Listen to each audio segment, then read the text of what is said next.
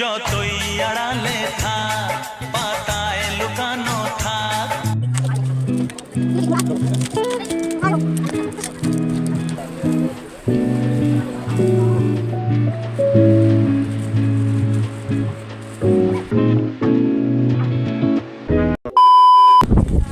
আমরা এখন এসেছিলাম বাজারে, আর আমাদের তো অনেক কিছু শপিং করা হলো, ছোটখাটো শপিং। গরিব মানুষ আমরা, এই জন্য তো আমরা এখন জিনিসপত্র কিনেছি। এবার গবু ভাইয়ের জন্য জিনিসপত্র কিনবো, তো চলো দেখতে থাকো।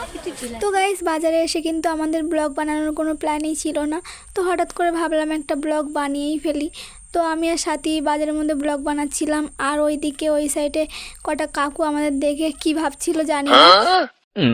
তো তারপরে চলে আসলাম আমি একটা মুদিখানার দোকানে, আর এখানে এসে বললাম যে গোপালের জিনিসপত্র পাওয়া যায়, তো বললো হ্যাঁ। তারপর কাকুটা আমাকে অনেকগুলো ড্রেস বের করে দিল, তো আমি দেখছিলাম সেইগুলো। তো এগুলোর মধ্যে আমার তেমন কিছু ভালো লাগছিল না। আমি তারপর সাথীকে বললাম যে দেখ তো তোর কি ভালো লাগছে এগুলোর মধ্যে। তো সাথী বলল যে না, ওরও ভালো লাগছে না। তো আমি তারপর কাকুকে বললাম যে কাকু অন্য ডিজাইনের কিছু দেখাও, এগুলো ভালো লাগছে না। দোকানদার কাকু তারপরে অন্য দুটো ডিজাইনের জামা বের করলো, আর এই দুটো একবারেই দেখে পছন্দ হয়ে গেছে। তো আর বেশি ঘাটাঘাটি না করে বললাম যে ওই দুটোই দিয়ে দাও। তো জামাটা নেওয়ার পরে ভাবলাম যে শুধু জামা নিয়ে যাব না, হারও নিই গপু ভাইয়ের জন্য। তারপরে কাকুকে বললাম একটু হার বের করো, তো অনেক কটা হার বের করে দিয়েছে। এর মধ্যে আমার দুটো হার পছন্দ হয়ে গেল, তো আমি বললাম যে এই দুটোই দিয়ে দাও, আর বেশি বের করতে হবে না। তো তারপর এখান থেকে সব কিছু নেওয়ার পরে আমি আর সাথী চলে গেলাম একটা কসমেটিকের দোকানে, কারণ সাজুগুজুর জিনিস কিনবো তার জন্য। তারপর বাড়ি যাওয়ার সময় দেখি এখানে বাজারের ঠাকুরগুলো রেডি করা হচ্ছে।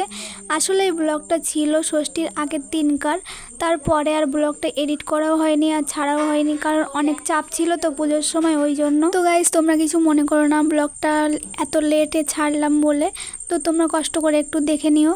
আর এইখানে দেখো সাথী ওখানে ঠাকুর দেখছে, আর আমি বলছি আয় বাড়ি যাবো। ও তো ভুলেই গেছে যে আমাদের বাড়ি যেতে হবে, লেট হয়ে যাচ্ছে। তারপর আমরা এখন চলে আসলাম একটা মিষ্টির দোকানে।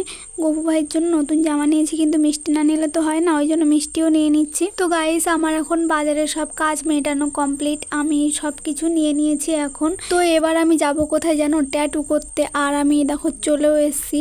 তো প্রায় অনেক দিন পরে আবার আসলাম ট্যাটু করতে, অনেক ভয়ও লাগছিল। এর আগে আমি দুটো ট্যাটু করেছি, প্রায় 1 বছর আগের কথা, আর এখন আবার একটা করব। আর এই যে এই ট্যাটুটা কি হচ্ছে জানো, এই ট্যাটুটা হচ্ছে লেখা আছে মা লাভ পাপা, কিন্তু এত তাড়াহুড়ো করছিলাম না, একটা বানান ভুল হয়ে গেছে। তো কি আর করব, দোষটা আমারই ছিল, কারণ মানে বাড়ি থেকে এত ফোন করছিল, আর আমিও ভয়ে তাড়াতাড়ি বলছিলাম কাকু একটু তাড়াতাড়ি করো, ওই জন্য একটা বানান মিস্টেক হয়ে গেছে। তো কিছু করার নেই, পরে ঠিক করে নেব। আর এইদিকে দেখো আমার অবস্থাটা, ট্যাটু যখন করছে তখন আমি তো পুরো শেষ। তো ফাইনালি আমার একটা ট্যাটু করা কমপ্লিট হলো। আসলে একটু লেগেছে, কিন্তু অনেক ভালো লাগছে, আমার ট্যাটু করতে তো হেভি লাগে। তারপর আবার একটা করলাম আমার আর সাথীর হাতে, সেটা। তো গাইস, আজকের ভিডিওটা এই পর্যন্ত শেষ করছি।